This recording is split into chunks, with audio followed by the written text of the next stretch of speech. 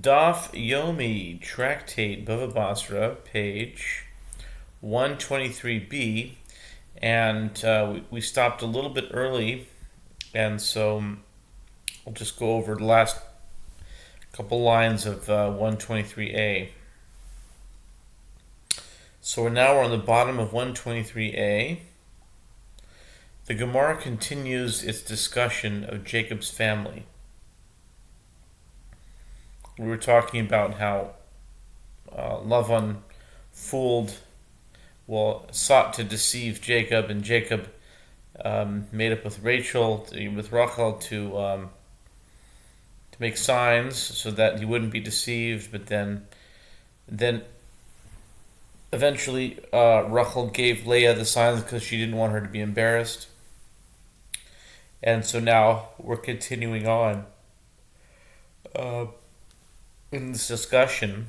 Boy mine Abba Khalifa Kir Vaya Mirabichia Bar Abba Bichlalan Ata Motze Shivim Bifratan Ata Motze Shivim Chasar Echad Amar Le Teoma Haisa Imdina Tichsiv Ve'esdina Bito Ela Me'ata Teoma Haita Im Binyamin Dichsiv Ve'es Binyamin Achiv Ben Imo. Okay, now we're on the top of 123b. The last couple lines will be explained here. Abba Khalifa Karoya or Karavaya asked Rabbi Chia bar Abba, in the total tally of Jacob's family members who descended to Egypt, you find 70. As stated in the verse, all the souls of the house of Jacob that came into Egypt were 70. Genesis 46:27. By contrast, in their individual listing, when the family members of each of his sons are listed by name, you find 70 less 1. How can this be resolved?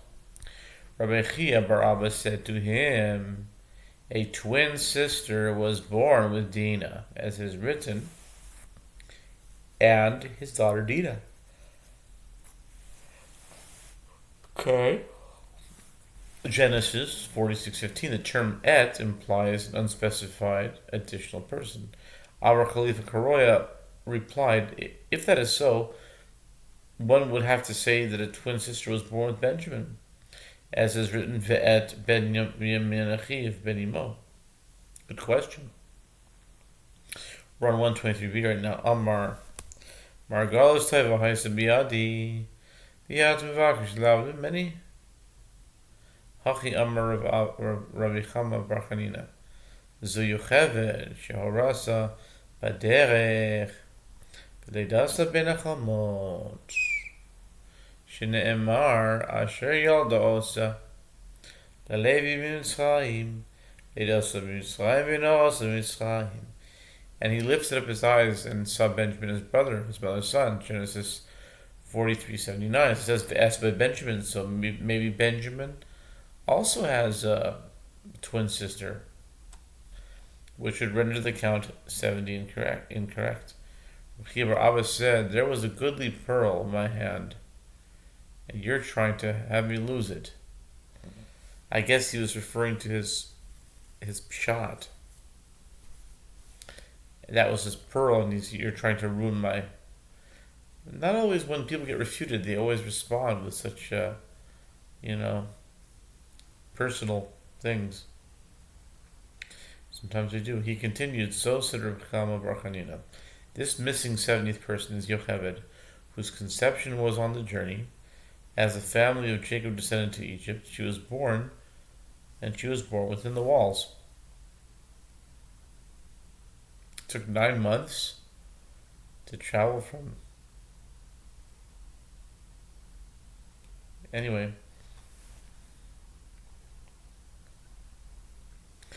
in Egypt, as it is stated, and the name of Amram's wife was Yocheved, the daughter of Levi, who was born to Levi in Egypt.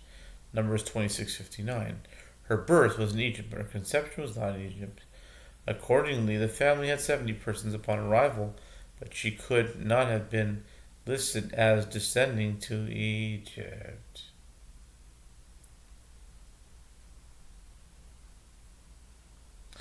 Boy min Rabbi Chelm Rabbi Shmuel bar Nachmani Kesiv.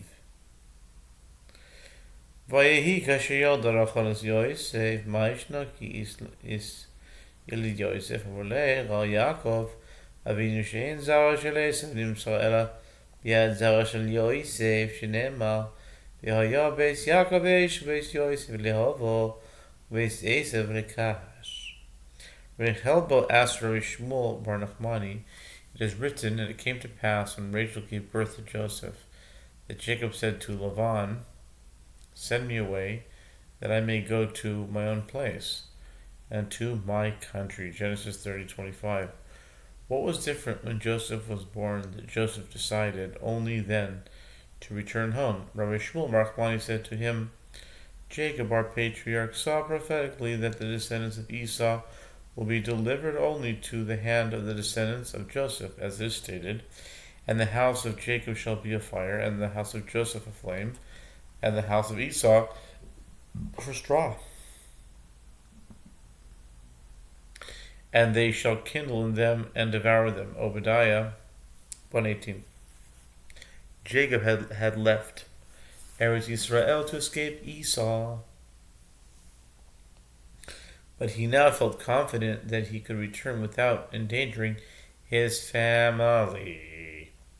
Esvei v'yakem David mehaneshef ad ha'erev limechazam Amar Yaakov neveh lo yekriach kesuvei dichsiv belech royel Tsiklag naflu olav mimenashe Adna v'Yozavad v'Yediel u'Michael v'Yozavad v'Elihu v'Tzilsai Roshi alafim asher leMenashe.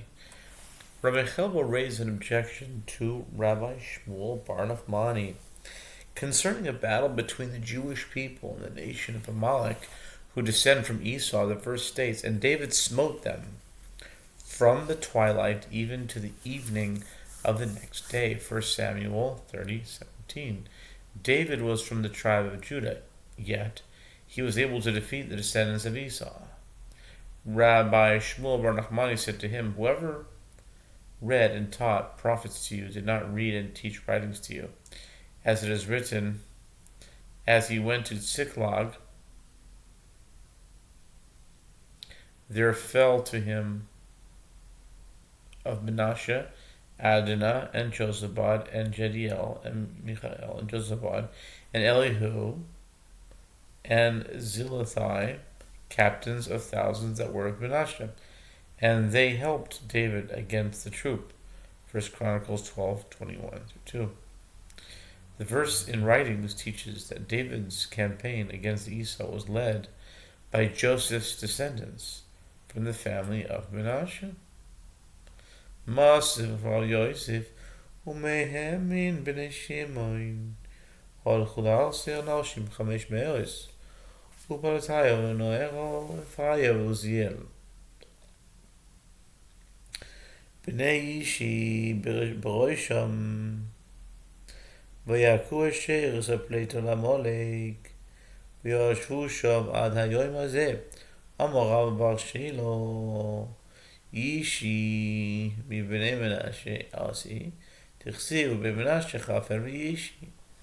Rav Yosef raises an objection. Another verse indicates that the descendants of Simeon, of Shimon, also have the ability to defeat the descendants of Esau, and some of them even it says in the verse that in some of them, even the sons of Shimon, 500 men, went to Mount Seir, having for their captains Pelatiah and Nariah, and Raphiah and Uziel, the sons of Ishi. And they struck the remnant of the Amalekites that escaped, and dwelled there unto this day. That's in 1 Chronicles chapter 4, verses 42 and 43. Rabbah bar Shila said in response, Ishi came from the children of Menashe, as it is written, and the sons of Menashe, Hefer and Ishi. Tanu Abanon, Hambechonot, Vishnai Bizroa, Vilchaim Bekeva, Migdoshin, Vishnei Shashav, Kunachosim, Nachum Nisosav. Yet the sages taught, just after 7:4-5, The firstborn priest takes a double portion of the foreleg and of the jaw and of the maw, which are given to a priest from all slaughtered non-sacred cattle, sheep, and goats. See Deuteronomy 18:3. And a firstborn, whether he is a priest or a non-priest, takes a double portion of his father's sacrificial animals and of the enhancement of the property that occurred after the death of their father. Ketzad, how is this so? Ketzad, how is this so? Haniach l'navim pa mucheres mushukeres biad achayrim.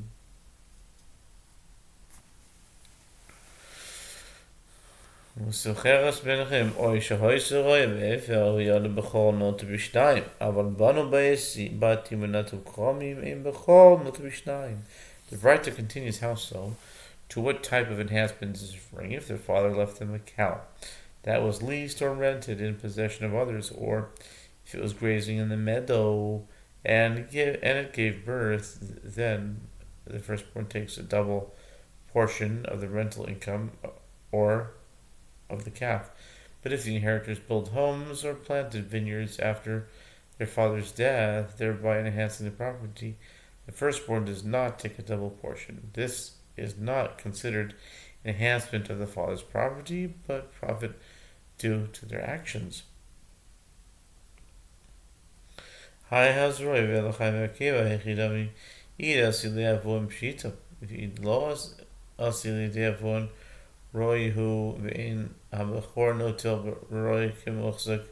Gemara analyzes the Batra concerning this right to collect a double portion of the foreleg and the jaw and the maw. What are the circumstances if they came into the possession of their father? Then it is obvious that the firstborn collects a double portion. If they did not come into the possession of their father, then these items are merely property due to their father. And the firstborn does not take a double portion of property due to the deceased as he does the property his father possessed. Hachab b'mekire konaskinan udeish tachit b'chaye davon v'kasavar matnos shelo hurmu kemi shehurmu damu. The Gemara answers, here we are dealing with associates of the priesthood, people who have an arrangement with a specific priest to give him their priestly gifts, and it was a case where the animal was slaughtered while the father was alive, and the Tana of this Batra holds priestly gifts that were not separated are considered as though they have already been separated. Therefore, even though the gifts were not yet given, they were considered in the possession of the priest before his death. Mikuch and Lav Didani, the Gemara continues to analyze the Batra. Why does the firstborn take a double portion of the father's sacrificial animals? Isn't it so that once the father consecrates them, they belong to heaven and are not his?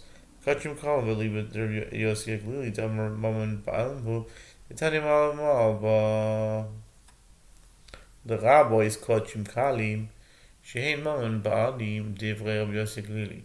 The Gemara answers, this is stated with regard to a case of offerings of lesser sanctity, such as peace offerings, and in accordance with the opinion of Rabbi Yosef Gluli, who says these sacrificial animals are considered the property of their owners, as opposed to property of heaven, as it is taught in the Batra that concerning one who steals another's property and takes a false oath denying he has done so, incurring the obligation to bring a guilt offering, the verse states, and commits a trespass against the Lord and deals falsely with his neighbor. Leviticus 5:21. The verse serves to include offerings of lesser sanctity which are the property of their owners. This is the statement from Yossi HaGalili. Consequently, the firstborn collects a double portion of all these as well.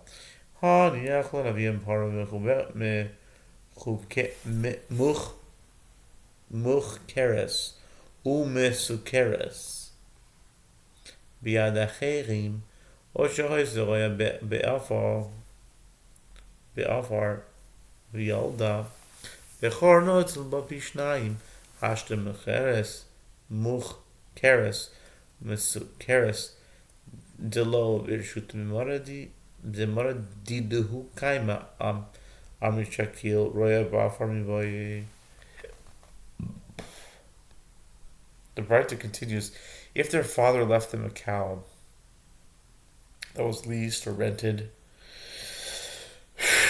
in the possession of others, or if it was grazing in the meadow and it gave birth, the firstborn takes a double portion of the rental income or calf. The Gemara asks now that in the case where the cow was leased or rented to others, where the animals are not in their owner's possession, you say that the firstborn takes a double portion. In a case where it was grazing in the meadow, is it necessary for the Batra to state that he receives a double portion? Ha-kamash melon de muchkeres umesukeres dumya roe be'afar ma roe be'afar shafchon de memela kosi. The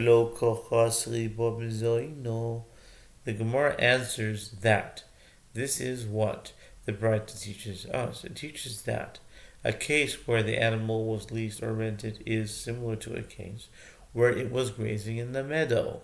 In that, just as in a case where it was grazing in the meadow, the enhancement came by itself, and the brothers did not lose money for its sustenance. To be continued.